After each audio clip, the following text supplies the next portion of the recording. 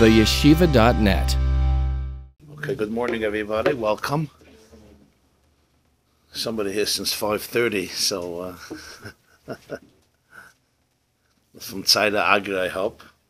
I want to welcome especially a whole group from Boca Raton, Florida, who are gracing us with their presence this morning. Bruchim Aboyim. Welcome. Okay, we have been learning for the last few days the Maamer Vayikach Haman from the Balatanya. If you have the Sefer, the red Sefer, Torah, Megillas Esther, page 238. Actually, 239. Kuf Chav, column 1. On top it says, Megillas Esther, Haisafas L'Torah. This is a discourse, a Maamer of the Balatanya, which he said on Purim, Tovkuf Samach Vav, 1806. And that's published in here in the Sefer Torah, Megillas Esther. And it focuses on a few psukim of the Megillah. Pretty surprising which psukim he chooses, which is basically Haman taking the garments of Achashverosh and the horse and dressing up Mordechai and leading him over the streets of Shushan. That's the basic backdrop, the psukim of the Megillah that this Maamer focuses on. Now, we're by Siv Dalet, Perek Dalet. So even those who weren't here in the beginning, it should be clear, because the ideas will explain in a way that everybody should at least be able to get something out of it. He focused, before getting into the idea of the Megillah with Haman and everything, which is going to be only later, he focused on the Gemara in Saita. The Gemara says that Talmud Chacham tzarich liyas b'shminis sheb'shminis gasas haruach. That a real Talmud Chacham, a Torah, a student of Torah, needs to have a little bit of haughtiness, a little bit of ego, pride, gasas haruach. The Gemara says a shminis sheb'shminis, which means an eighth of an eighth, which, as he said, is basically a 64th part. So it's a fraction of it. What's the explanation of this? On the contrary, Talmud Chacham, as he says, represents a Talmud of Chachma. Talmud Chacham means a student of Chacham. You don't call him a Chacham, you call him a Talmud Chacham. He is a student of Chachma. Chachma always represents humility, bittul. What's the meaning of this Maamer Chazal? So the Gemara gives a metaphor. And whenever the Gemara gives a metaphor, it's because without the metaphor, it's not clear. The only reason you need a mashal, an illustration, is in order to clarify the idea. Surprisingly, the Gemara gives here the metaphor. What's the metaphor? This is Saita Daf Hey. That the haughtiness has to decorate him like the beard of a stork decorates the kernels of the stalk. The stalk of wheat, the kernel, is protected by what's called the beard of the stalk, or the husk. It looks like a beard, so they call it a beard. Kisasa means a beard. Rashi says, Skan Hashiboilos. Looks like a beard. So the Talmud Chacham is protected with this pride like the husk that protects the kernel inside.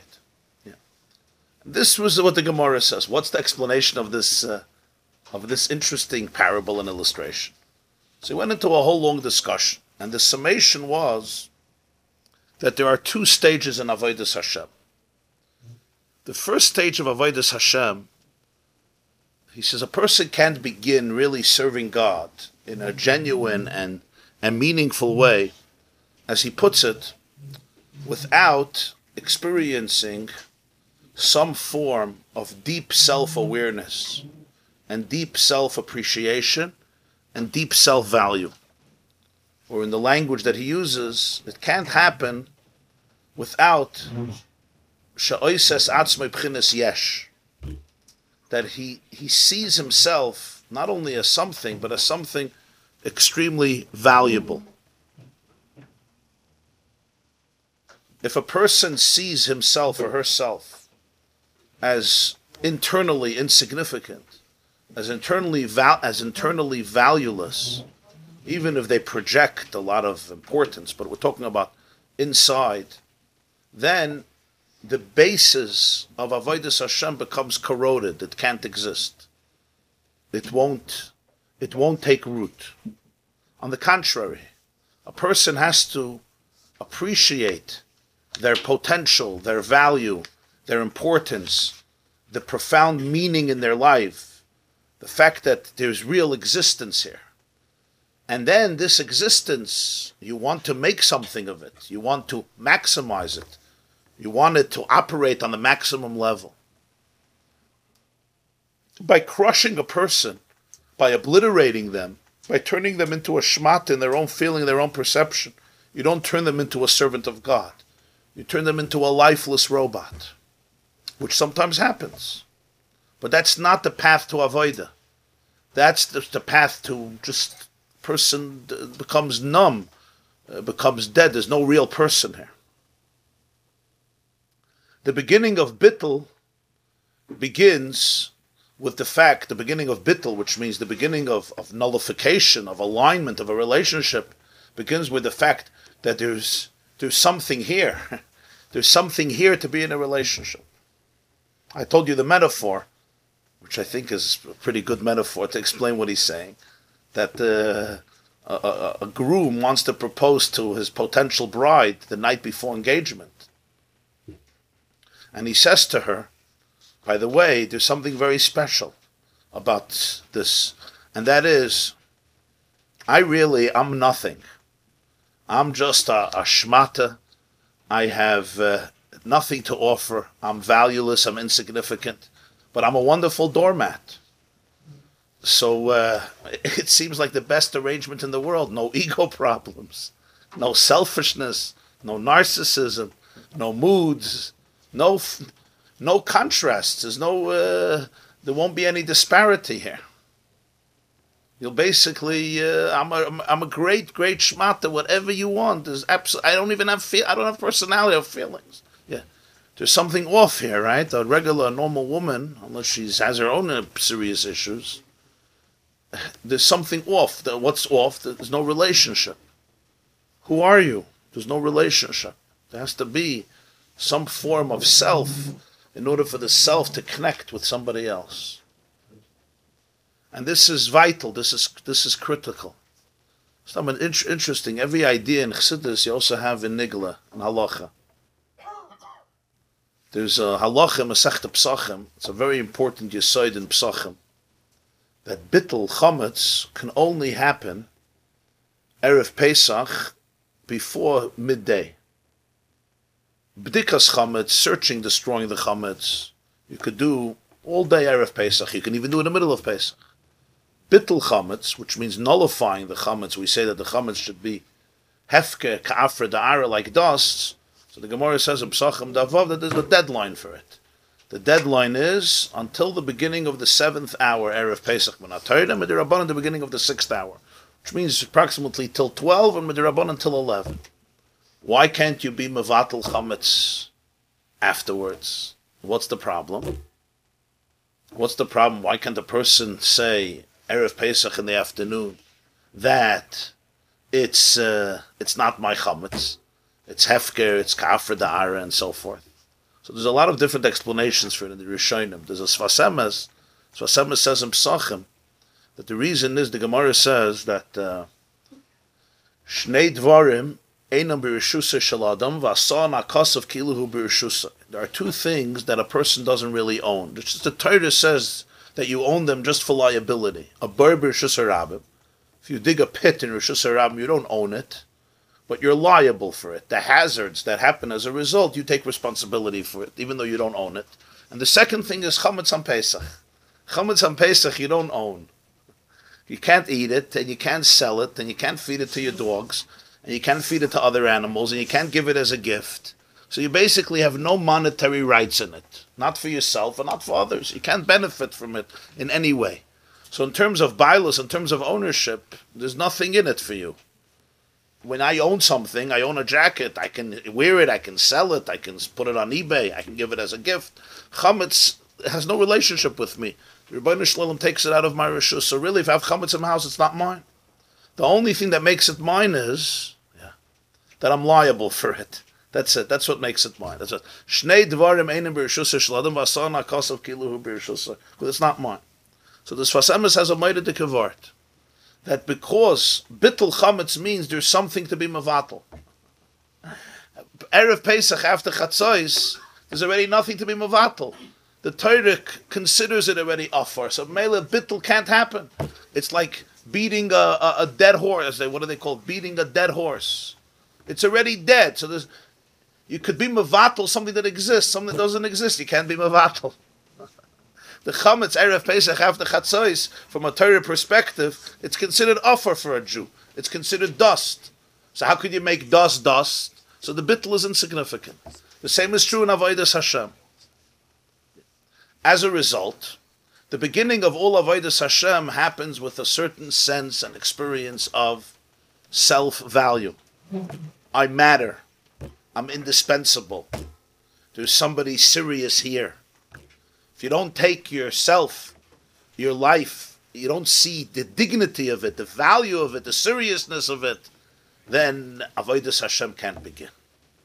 There's higher states of Avodas Hashem, much higher, much deeper. But this is step one. This is the deeper idea of Shminis Shebeshminis. When we speak about Gasos, we're not talking about a sense of arrogance in the simple sense of the word that a Talmid Chacham has to be and he has to have a big ego. On the contrary, what we're talking here about is that the beginning of serving God comes with a certain sense of I matter. I really matter. And because I really matter, I want to live my life in the best and most powerful way possible. I don't want to deprive that self from the good life. I want to suck the marrow out of life. I want to actualize it in its most profound and powerful way. Okay, so now let's see Siv Dalet. This is the beginning of Avodah.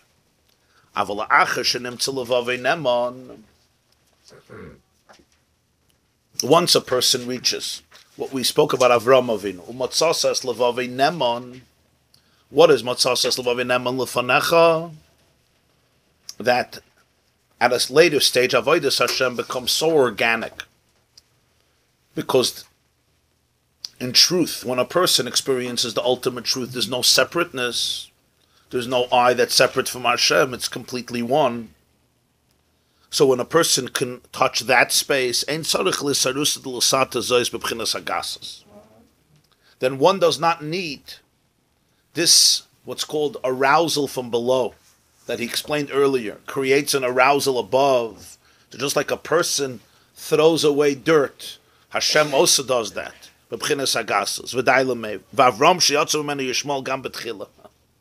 Avram, who had Yishmael even in the beginning, before he had a bris, before he became Avraham, because Avram Avinu in the beginning of his Avodah was in that complete state of oneness.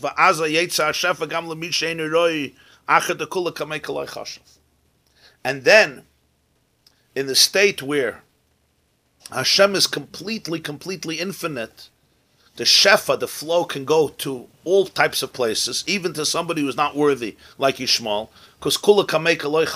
because he is so infinitely beyond that darkness is like light. They don't occupy space, as we gave the metaphor of the spider in the king's palace, as the pasuk says in Mishlei. Smam is biyadayim to tap is v'beich lemelech. So even betchilas avodah, he was neman. He was still full, considered as full. Yeah, and he didn't go through the stage of gasos. He didn't go through the stage of shminis shebeshminis. This first stage, which arouses above a similar type of gasos, which would reject the concept of Yishmael. Avraham Avinu embraces Yishmael even in the beginning. Aval Talmid Chacham, the ordinary Talmid Chacham, tzarich li is betchilas avodah bechinas gasos. In the beginning of his avodah, there has to be some sense of pride, of ambition, of self-awareness. This is what we call gasus, which means thickness, haughtiness. Gam also b'meshem isboinen. B'hasagas alakus b'bchinas mamali v'soive v'machmazem ispol v'ava v'yira. Gam zen nechshav b'chinas yesh v'davar. It's not just mitzad himself. It's also the nature of what he contemplates. In the beginning of Avodas Hashem, we says in the beginning, by the way, it's pretty advanced. He's just talking relative to the deeper states. It's pretty advanced. I'm just saying, when it says beginner's level, beginners here is quite profound. What is his boineness? What taka motivates the self? I say, I want to be connected to Hashem. I want to be an Oved Hashem. Why? What do you think about? He says, there has to be some hasagas alakus, some awareness of godliness. The b'chinas mamale. Mamale represents the fact that the divine fills everything. In other words, that the true content of everything in the world is godliness. Soiviv. Soiviv is that godliness also transcends infinitely the universe. So this can affect a person with love, with awe, with reverence. This is boinenus, this meditation, this mindful experience is also considered a yesh v'davar, meaning some form of ego, some form of existence. Why? Ki yesh mishamasa. There's somebody who comprehends. And he experiences his comprehension as something substantial. If not, it's worthless. When I'm trying to wrap my brain around something, first of all, there's I who's trying to understand, and there's what I understand, and they're both valuable. If not, the whole process of thinking, of meditation, of understanding is worthless. But what's the truth? There's an expression in Zohar, no thought can grasp him. No thought. In other words, the biggest contradiction to God is thinking about it. Because thinking is processing, it's formulating, it's not a mathematical equation. No thought, even the most sublime, transcendent, abstract shiur and thought in the world could grasp ba'atzmos elikus, the core of elikus. Ki hu l'mayla mebchinas mamali is beyond mamali v'seiva v'l'mayla mekol b'chinas shtalshlus, and beyond the shtalshlus, which is the evolution of all of the worlds. V'lekach gama is beinenu zois tafel b'soif k'shenishlu b'mayla sa'avoida v'zochel l'dovik ba'atzmos amusayin and seif shalamayla minay shtalshlus. So just as we spoke, that in stage 2 of Avodah, it's not anymore about I want to live my life to the fullest and I want to connect to you. But as we said, there is the sense of Einoid Mulvado, there is complete oneness. And the I is not separate. And it's just one organic whole. The same is also in the Hisbainanus. This type of Hisbainanus, this type of meditation, ultimately, in the ultimate Maila of Avodah, when a person could connect to the essence, becomes tuffle, it becomes subservient. It's like the chaff and the straw relative to the kernel. Even though the chaff and the kernel protect the chaff and the husk protect the kernel, but ultimately it's subservient to it. Kach kol hataimim shahoyu loy ba'asagas v'izbainanus kol yemei avodah ba'avavira b'tchilos. All the flavors, the timing and reasons, flavors, that a person had in his comprehension and his contemplation, all the days of his avodah that generated love and awe, at some point, it becomes like the straw, like the husk. Because when one touches the truth of the essence of Ein Sof, kol hataimim, all the reasons, all the flavors of God,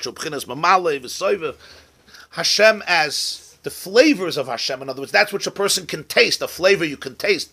That's why tam is a reason and a flavor, because a reason you can taste. There's a flavor to reason, right? There's a tam. You say, let me give you a tam in it. A tam, you say, the tam of a mitzvah, right? It's the flavor of it, the reason for it. In other words, the way you experience it, the way you enjoy it. That's all powerful stuff in the beginning. In the beginning, where it's about me experiencing it, me enjoying it, then it's very, very important. It's very, very powerful.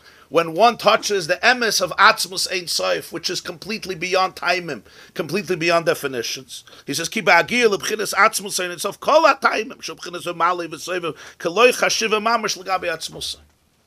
it loses itself in the essence, as the pasuk puts it, Mili b'shamayim v'imcha lechafatzti ba'aretz chuli v'dai l'meiv.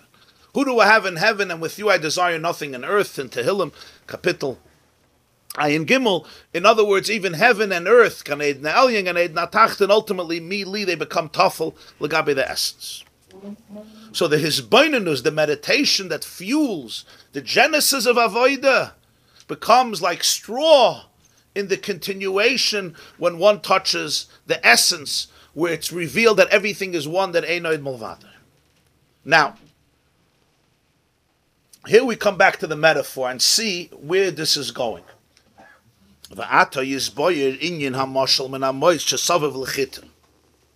Now we can at last understand the depth of the metaphor of the sages about the chaff around the wheat. Okay. And here we have to remember the context of what we began when we began the Maamer. The Gemara says, in Tetzaveh, that a Talmid Chacham needs to have that sense of pride that decorates him like the beard to the stalk, kisasa l'shabulta, like the husk to the kernel, like the stiff bristle around the kernels of wheat. They surround it and decorate it. That's the type of pride he has to have. The Baal Tanya said, what's the illustration? What's the metaphor? So now he's going to come back and bring it to its summation. So this is basically a stalk of wheat that he described before, and he's going to describe again. This is a stalk of wheat, right? The bottom part, the stem, is hollow. There's nothing in it. This is what we call teven, straw. Ultimately, it's used as animal fodder or as fuel or for bricks. They still use straw for bricks, like we have in the story of Mitzrayim. Pari made them collect the straw on their own, right? Maskainas halavenim. So that's the stem, the higher part of the stalk. So this, you see why it's called a beard. Rashi in Saita calls it shiboilus, hazak and skanat shiboilus. The bard, the beard of the stalk. I mean, you see, it's a sheina hadras panem. It's a nice beard. What's inside of this? Inside of this are the kernels of wheat. The kernels of wheat, which is the tachlis, the edible part, that could ultimately be consumed, that we consume, that's inside, protected by this is stiff bristle, stiff beard, or husk, cleave. This is all called the mites, the chaff. This is also the chaff, because this is basically the surrounding that's makif. It protects everything that's inside. This is how it grows. Yeah, that's the first step. Then you harvest it. After you harvest it, I mean, here you have, this is just a few individuals, but here you have a field. So you see it, here's a field, but you'll always see, whenever you see wheat, this is what you're going to see. Thank you. Thank you for the help.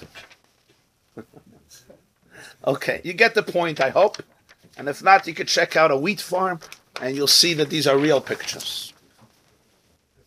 Credit to Google. And Isaac's idea. Very good. Now, with this, what do we do with this? So you have to harvest. What's the next stage after harvest? So you know from Shabbos, Maseches Shabbos, right? There's plowing, and there's planting, and there's harvesting. And then there's making bundles, Maamer. You got to make bundles, because you're not going to work with each one separate. So that's sheaves. And the next step is the critical step called dosh, threshing. What is threshing? You got to basically beat the stalks. You take a hammer, a flail, or an axe, or your hand if you want, your fist, and you punch. You can have animals doing it. Today they use machines. They trample on the mounds and sheaves of wheat, and what happens? When you beat them, this is what dosh is. You thresh it, what happens? What happens is this. This is what happens.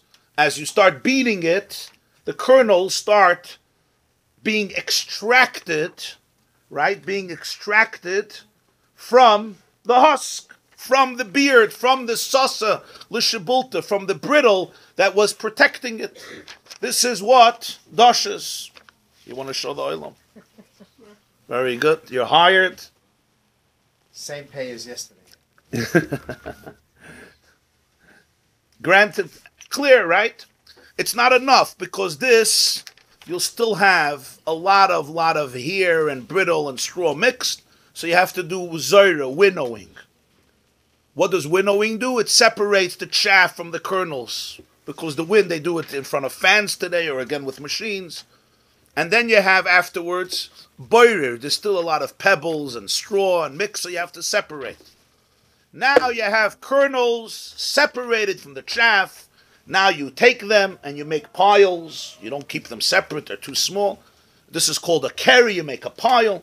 You smoothen the pile. It's called miruach hakeri. You smoothen it, and now you're done. What do you do with the psilus? Sometimes you could feed it to your animal, you can use it for fuel, you could throw it out, you can use it for other purposes, but it's obviously not the tachlis, unless there are people who plant wheat just for the straw. But the tachlis usually is for the kernels. And now, whenever you need, you grind the kernels and you have flour, and you could knead the flour with water and bake bread, etc. Why does nature do it this way?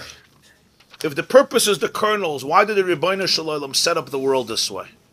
That wheat grows this way? The Balatanya explained that it's pashut in order to protect it.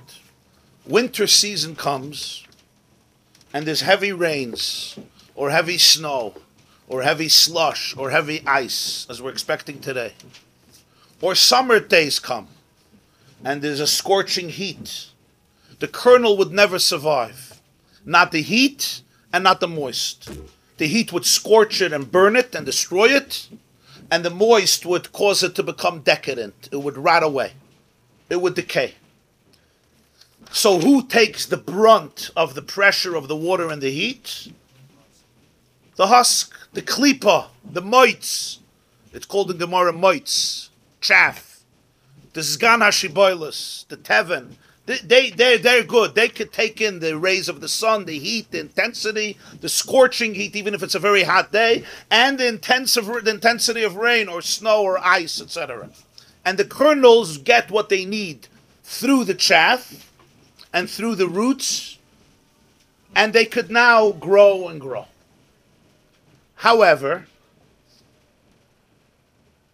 this is a very interesting place. If you get bored of the shir, you could just go upstairs and exercise and dance.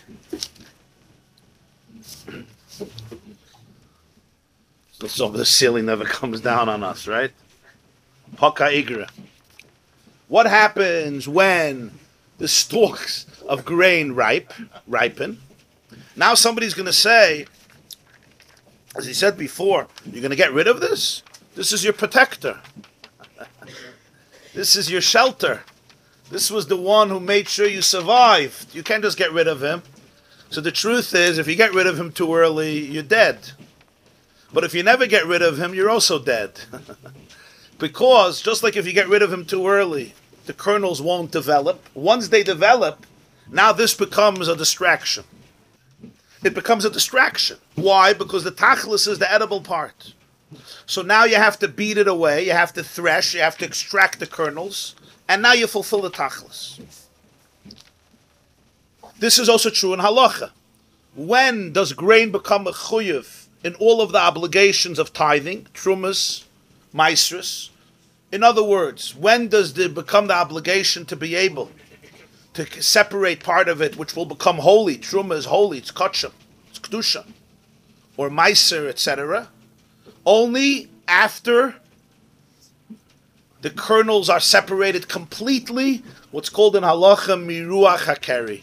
You have a pile of kernels and you even smoothen it out, which represents that it's done. You're finished. Only then does it become a chayv maaser. Now here, we're going to see a very fascinating thing. The Gemara says in Maseches Brachas, Daf Lamed Aleph, the beginning of chapter 5, I think it is, how you start davening. The Mishnah says, the way you start davening is with a sense of humility. So the Bryce explains, don't start davening when there's a fight, don't daven from arguments, don't daven mitoch din, don't daven mitoch iyun, ela mitoch halacha psuka. One should start davening after they learn halachas psukas, means verdicts in halacha, not halachas that are complicated and intricate in these questions and debates, because then the person may be distracted the whole davening. Ask the Gemara, my halacha psuka. What's a halacha psuka? Give an example. What halacha you should learn before davening? Huh? You remember? That's the first opinion. Reb Zera's opinion. Abaya's opinion is that B'nai Yisrael echmiru al atzmon, shafilu royes tippes dam kechardel yosh v'shiva nekiyah. Jewish women became stringent for themselves. They made a chumrah that even if they see a little bit of blood, they should treat it like the halachas of dam ziva 3 days, and wait after the flow finishes and count 7 clean days and then go to the mikveh. And let's face it, this is probably one of the most consequential institutions in Jewish history that was all initiated by the women. I don't know if they consulted their husbands. It says, B'nai Yisrael echmiru al atzmon. This is the halacha shalom before davening. That's what Abaye says. Comes Rava and says, I'll give you another halacha. What's his halacha? Huh? No, that's not close. The halacha Rabbi Shia. Rabbi Shia said, what if you want not to give meiser? So there's a trick. Bring in the grain into your house when it's still in the chaff. Bring it into the house like this. Mach mairim adam al tfuasa. A person could be crafty. Bring in the grain with the chaff into the house, so to speak, and then your animal could continue eating from it even before you gave any meisers. Why? Because as long as it wasn't separated yet, it's not mechuyev in meiser or trumas. So even though the Chachamim said you shouldn't eat from it as a permanent meal, but you could snack from it, and your animal can always eat from it as much as it wants, because animal is always considered snacking. So this is what Rabbi Shia said. This is the halacha shlo before davening. And then Rava said a third alternative, that if you letter blood from an animal sacrifice before it was offered, it's considered me'ilah. You're not allowed to do it. So this is very strange. From thousands and thousands of halachas, the Gemara chooses 3 halachas. This you should learn before davening. Now, they're examples. Doesn't mean you have to learn these. But halachas that are not the interesting halachas. Could have been halachas about Krishma, about Tefillah, about daily halachas. So the Mefarshim want to know why these halachas. So there's a discussion in Svarim. One says that Abaye wanted to say even a chumrah, and Rava wanted to say even mairim, even if it's a trick, if it's a halacha, it's a halacha, and even things that are not bisman hazel, like kotcha. That's one explanation. Sefer Birchas Rosh says it. But here we'll see a whole other level of an explanation what the Gemara means, and it's based on this whole idea that every halacha could be understood on 2 levels, the nigla and the pnimius. The nigla of a halacha is the concrete manifestation of it. For example, take in the wheat with the chaff into the house. Don't do this in the field and then take it into the house. Then you're done. Take it into the house like this. That's the halacha. It's a trick, mairim. A trick doesn't mean here that it's wrong. It just means it's a way around. It's outsmarting the system, but legally. Outsmarting the system legally, because according to Torah, if it's still in the chaff, there's no din meiser. So if you bring it into the house with the chaff, you're good. That's the nigla of the halacha. But every halacha also has a spiritual dimension, a metaphysical dimension, a psychological dimension, an emotional dimension. What is it in this case? So when we come to Soita Daf Hey, it's a different sugya. It's about arrogance. It says that Talmud Chacham has to have a little arrogance, a little haughtiness, and it should decorate him like the chaff to the kernels. So we see suddenly the Gemara itself now uses chaff as a metaphor for arrogance. This is called arrogance? What does it have to do with arrogance? But this, based on what the Balatanya explains, this is what he's explaining. This is the best metaphor. Because what does this teach you? That at a certain point, without this, without the chaff, your kernels don't survive. At another point, with the chaff, you're just surrendering to a shell that's not necessary. Once the kernel is ripe, it's time to harvest it and get rid of the chaff. And now the chaff could be used for other purposes, but you have to extract the kernels. What do we learn from here? We learn from here that there are things that in one stage of your life, they're vital. In another stage of your life, they're considered unnecessary surplus. This is klipa. Klipa is a shell, it's a husk. At some point, the husk is vital. If you don't have it, you can't live. You can't survive. If you disregard it, you're left with nothing. That's one side. The other side is, at another point, when you don't need it, it becomes an unnecessary burden that actually takes you away from where you want to get to. And this is true in everybody's life. There are certain things in life that at some point, they were essential for survival. At another point, they become distractions. So you'll say, but this was so precious to me when I was a child, this is how you survived. It was a husk, it protected you. But do you know how to now give it up? Because the kernels could survive on their own. You don't need this husk. This is a very deep experience that sometimes people have to realize in a very practical way. Sometimes people develop certain attitudes. They had to as youngsters in order to survive. If you wouldn't have that attitude, you would be crushed. Whether it's rough skin or hard skin or different things. There's even forms of selfishness that people develop simply to protect themselves because they can't trust the world. Now they grow up and they remain that way because their brain still registers that as survival. What's maturity? Maturity is you're ripe now. You don't need this for survival. You could let yourself come out. You could be vulnerable. You don't need all the klippas. Verstehst? You don't need all the husks protecting you. You're good now. Woe is the person who can't differentiate and say, no, I will forever hide behind this. I will never come out. I will never be vulnerable because it's going to be too painful. I will never do that. There was a time when the heat and the rain could destroy you, but now you're good. Now it could rain and shine and you're good. So this is a very important distinction always in life. You say, this is a klippa. For one person, it's survival. It's also between two people. For one person, this klippa is survival. For another person, it's narishkeit. Not just narishkeit, it doesn't let him... Doesn't let him be. And how true is this in Yiddishkeit? How true is this in Yiddishkeit? You could speak to two different people. What for one person is his path to God, is for another person his obstruction to God. You typhus? What for one person is the ladder to go up to heaven, to God, for another person is the ladder going down to the abyss.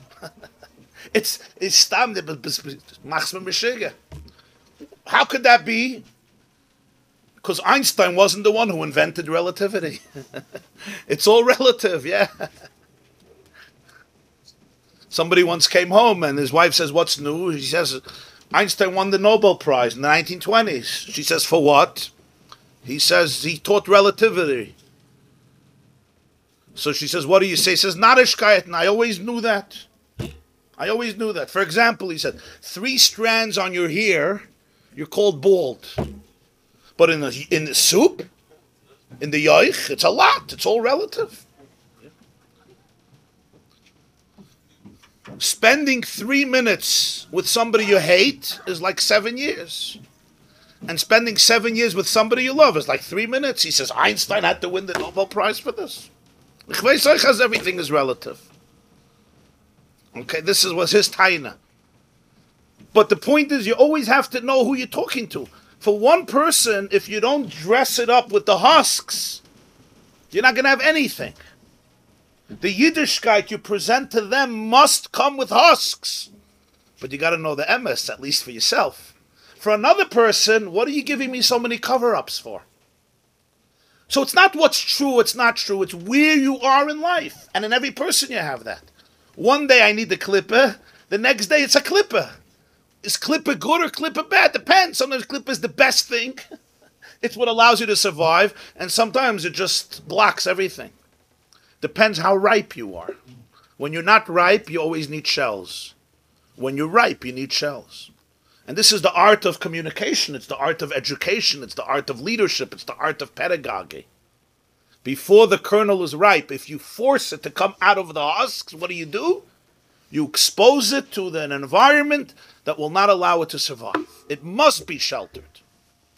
And part of that shelter means that it's defined by cover-ups. And then there's another stage in life where you could remove it, and you have to remove it then. So what's the halacha before davening? The Rabbi says a person has to be could be clever, crafty. Baidim is crafty. Hanocha shoya orum. The snake was crafty. And take in the grain with the chaff so that your animal should be able to eat. What's the nakuda? Why is this the halacha before davening? So this is an unbelievably powerful idea. And here you see a vivid example in the Torah of the Balatanya where the nigla and the pnimius, the soul and the body, are not just connected, but they mamish mirror each other. And this is true about every halacha in all of Shas, and every halacha in all of Poskim. It's just one example.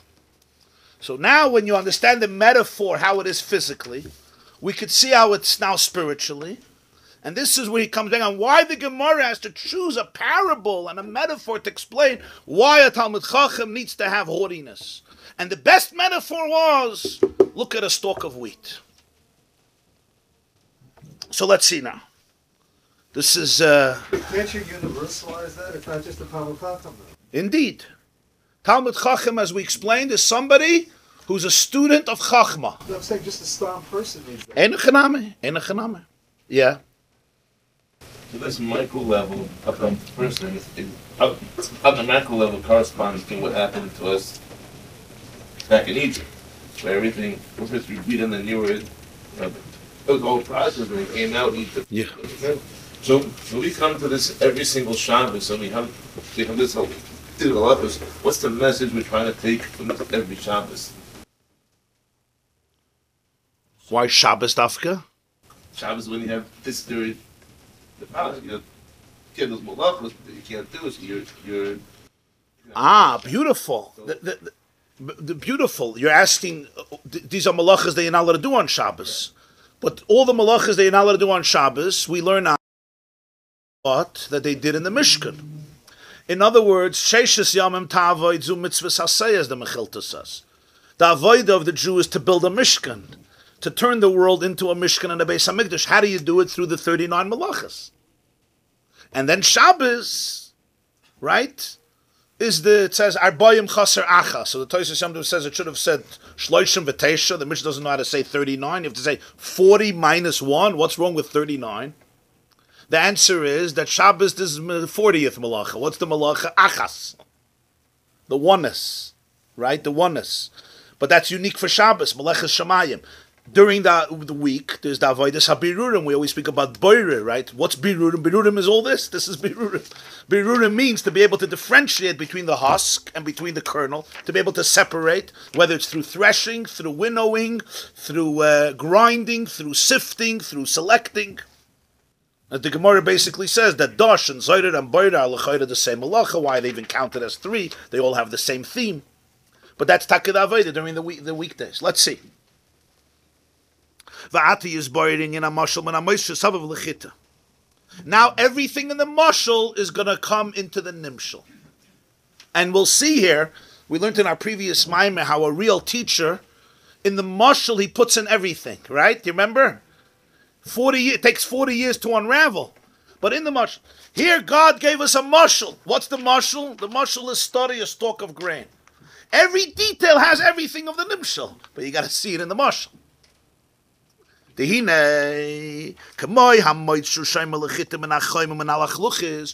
like the chaff protects the kernel from scorching heat and from moldy moist. Did that work? Not really.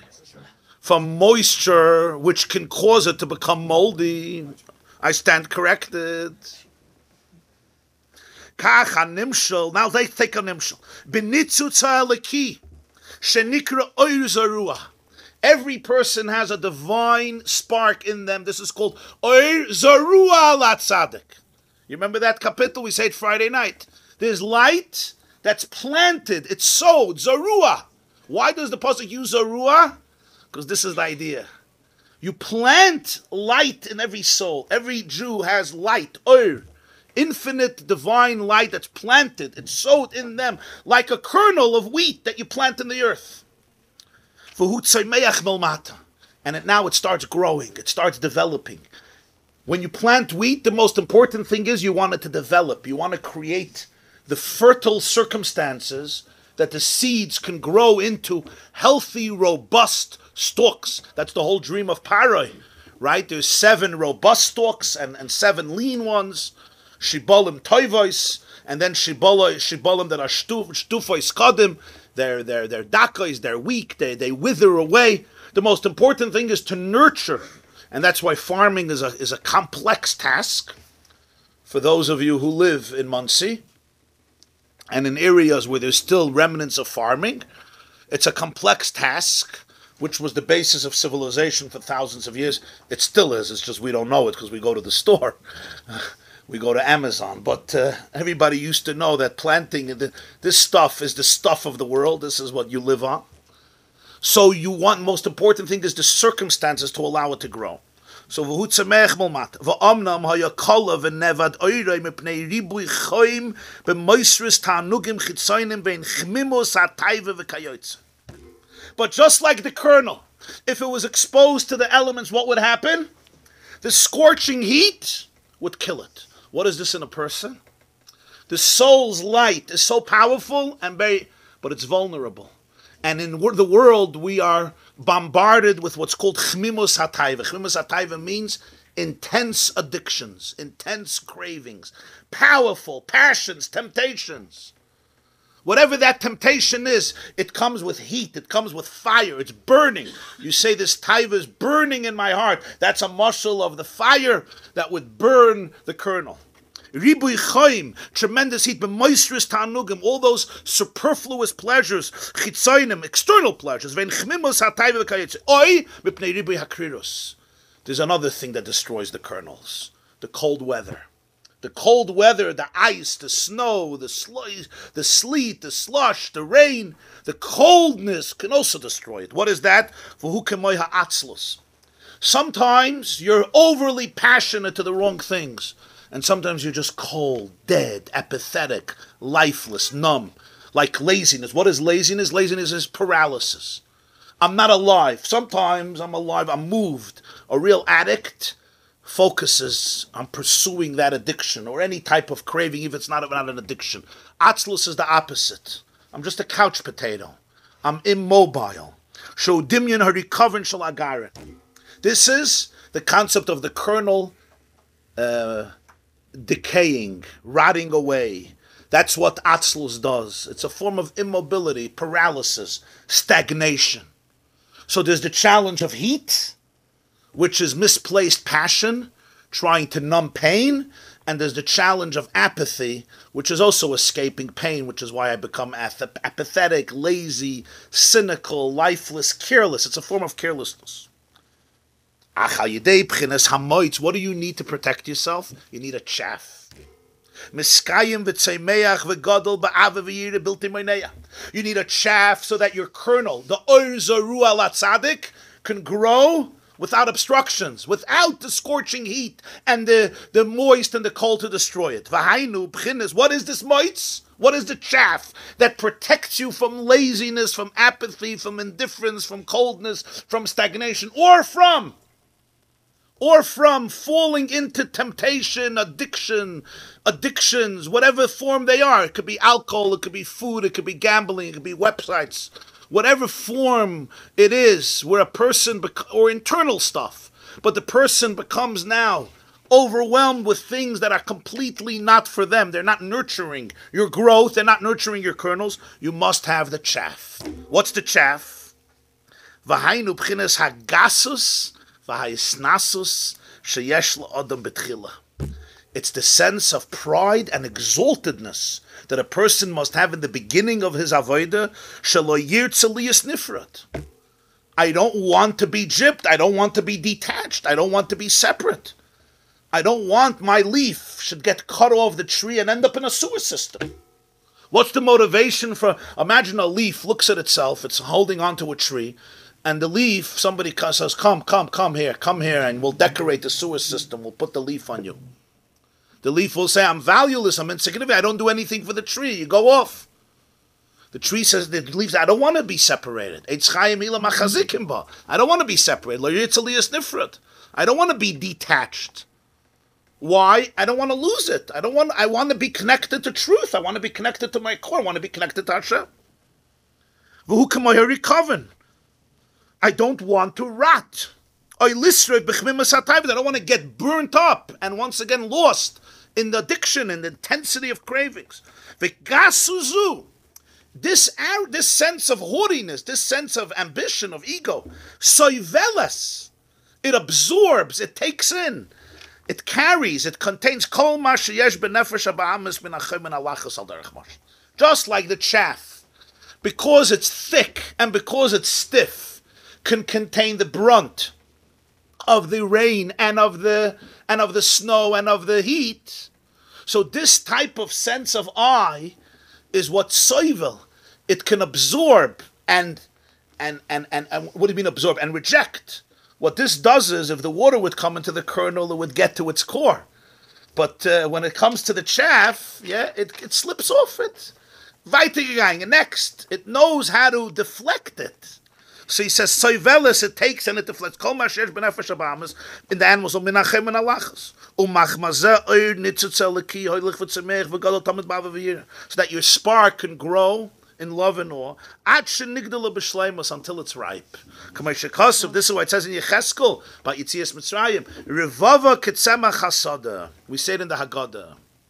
You were like the grass in the field. Vatirbi, vatigdali, you grew. Now once it's ripe, now you can get rid of the chaff. And now there could be Meiser. What's Meiser? Meiser is the concept of Kedusha. We say by Meiser Behema, the 10th shall be holy. The word Meiser represents, now it's a Keli for real Kedusha. What's the Nimshul? The Nimshul that after the maturity of the kernel, the person can now reach a whole different level of Avodas Hashem. What's the different level of Avodas Hashem? Where it's not anymore that the I wants to connect. Why does the I want to connect? Because there's a sense of separateness and I feel my value and I want to be close to you. It's a much deeper relationship where one can experience Einoid Milvadoi, there's absolute oneness, and the whole I becomes a conduit for the truth of God without any separateness. So this is why, before davening, this is the halacha that's learned. Why? The Gemara says in Brachas that you're not allowed to eat yourself until you feed your animal, right? V'nasati esev b'sotcha levemtecha, and then v'achalta v'savota. So if my animal is hungry in the morning, I'm not allowed to eat breakfast. I first have to feed my animal, and then I'm allowed to eat myself. It's a very interesting halacha. If somebody has an animal, they're not allowed to eat themselves in the morning before they feed their animal. We say it in Krishma. I'll give grass to your animal, and then you're going to eat.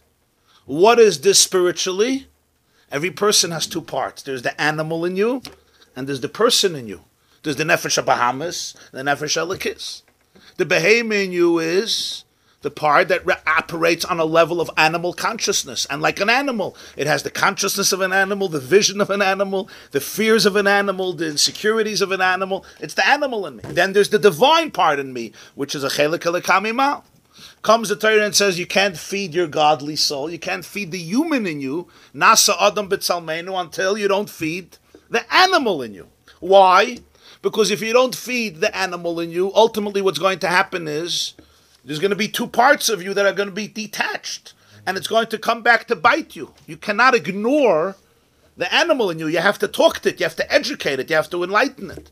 Or as we once said, the Kotzker Rebbe said, when you try to break a taiva, what happens? From one becomes two.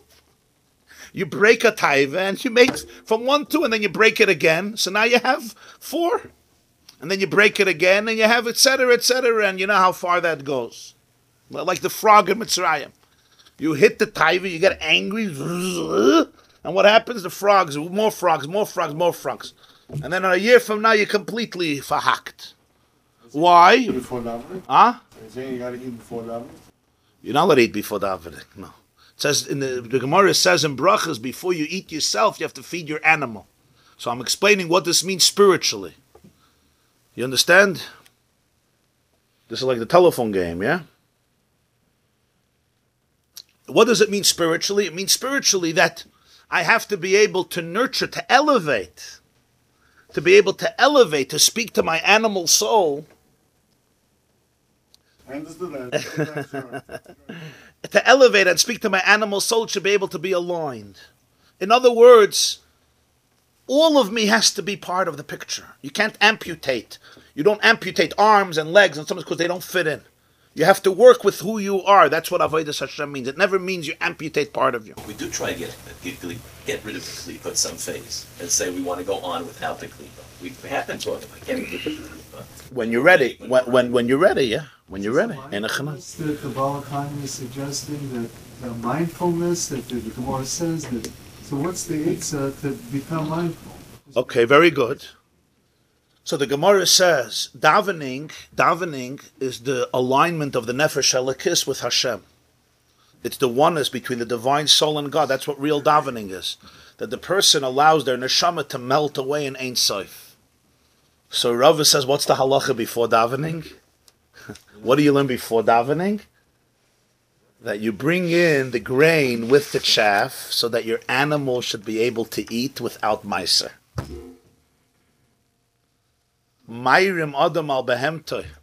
Mayrim Adam umachnis tvua b'moitz shelo k'dei sheyachel behemtoy upturim min hamais. That's before davening. That you bring in the grain with the chaff, so that who will be able to eat from it? The behemoth will be able to eat from it. Upturim min hamais, even though there's no meiser there. Does that relate to a stage in davening? Karbanas? Yeah, excellent. The truth is that the Baal HaTanya believes that all the way till Birchas Krishmas for the Nefesh Bahamas. Birchas Krishma, you move to the Nefesh. Till Birchas Krishma, you don't never know. That's why Pesukah is about nature. It's a science talk. Malach of Tzvav, Shemesh, Yereach, Shmei HaShamayim, Ruach, Sa'ara, Shela, Kitor, right? Harim, Gvoyas. It's basically a science conversation. Eitz Pri, Chalarazim, Chaya, Behema, Remes, Sipperkanov. It's back to our spider webs and beehives. It's basically speaking to the animal soul and sharing with it the truth of the world. Because that's the world it knows. The animals are very connected to nature. They know nature very well. The animal in us also. Birchas Krishma, you go to the next stage. There's the Malachim, Avas, Olam Avtan, and then there's Shema Yisrael. So the Baal HaTanya says that you have to go to Pesukah de Zimra before Birchas Krishma, just like you feed the animal before you feed the person. It's a half of a fella. What's the halacha before davening? That's the oimek of what Rava said. You got to bring in you could Mayrim Adam. What's Mayrim? Mayrim, there's an expression in Tanakh. But Tachbulo is Tasal L'chama. When you got to fight, you got to know the tricks. You got to know who you're dealing with. Mayrim Adam means you got to be crafty. You have to understand an animal. If you're not going to have the chaff, your animal won't eat. We're talking spiritually. You have to fight the animal on its terms. On its terms. She was also an Arum. Yeah, Arum. He got them on their terms. Yeah. So there's harama in a positive way. There's harama in a manipulative way. What does Yitzchak tell Yaakov? Ba chicha b'mirma vayikach berchasecha. Because you have to be masakin the mirma of the nachash. Because Esav is the nachash. Mirma doesn't mean you're a sly, shrewd lowlife. You could be. It could mean that. Mirma means you understand the situation and you relate to it on its terms. Mayrim Adam, when you're dealing with a Nefesh Bahamas, you can't get rid of the chaff. It's very dangerous if you get rid of the chaff. Because if you get rid of the chaff, the animal soul is like, I'm out of here. And then what happens is you have to amputate a part of you from serving God. So when you bring it in with the chaff before davening means there's that sense of self. The ultimate of avoid, as the Balatanya explains, is Einoid Mulvadai. Einoid Mulvadai means that there's no I. Why is there no I? Because there's all oneness, and it's not even an option. It's like the organs of the body. The hand responds to the head because it's one mitzias. You're completely one. The preparation for that is the moitz, before davening. What's the moitz? The moitz is that the behemoth should be able to eat. Upturim in a meiser, even though there's no meiser yet. Because meiser is the ultimate kedusha, and the ultimate kedusha is on the pnimius, not on the chitzonius, on the pnimius, on the kernel itself, not on the externals. So that's the shminis shebeshminis. When the Gemara wants to say why a Talmud Chacham needs shminis shebeshminis, what does it say? He crowns it like the beard of the stalk around the stalk. It's exactly the same concept. It's what allows the kernels to grow, allows Or Zeru Ala Tzadik to grow. It needs a crown. It's a crown. It's a decoration. It's purposeful. It's meaningful. Uma'atra like Yisasa l'shabulta. That's what it is. Without it, it's not going to grow. It grows and it protects it. That's the shminis shebeshminis that we speak about, the gases haruach that it needs. Until it's ripe. Okay.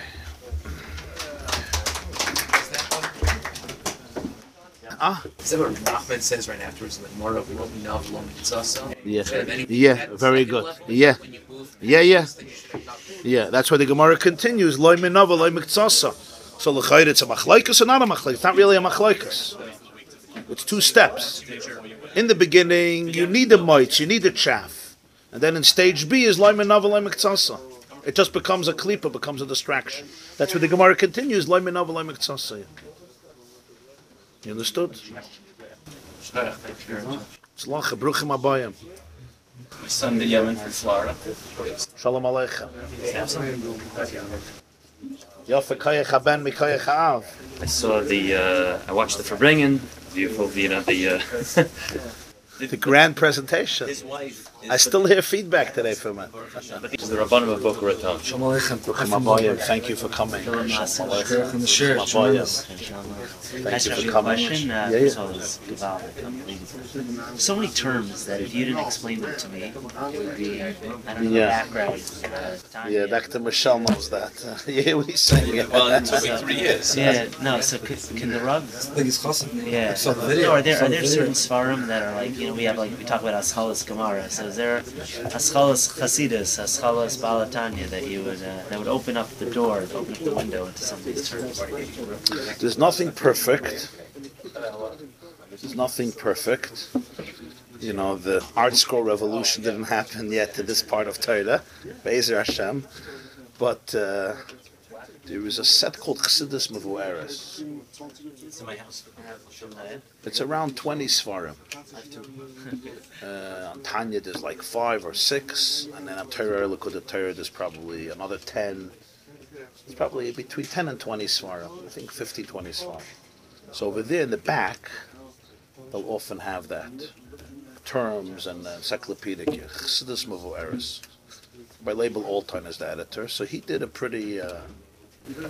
I also have Yonkon's Sugis B'Chasidus. It's 2 volumes. It's very, very also good. very good. It's very, very. I have in the house. I don't know if they're going back to the anymore. But Yeah. Steinsaltz's commentary on time is very long. Also. Yeah.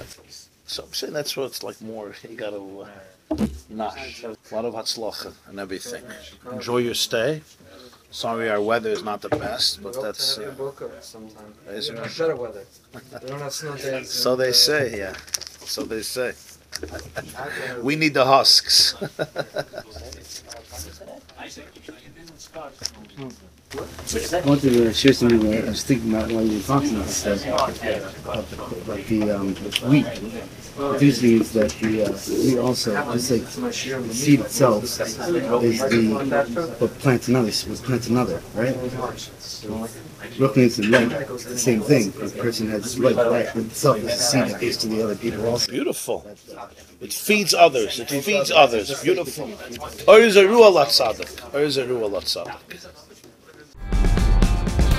This class is brought to you by the yeshiva.net. Please help us continue the classes. Make even a small contribution at www.theyeshiva.net/donate.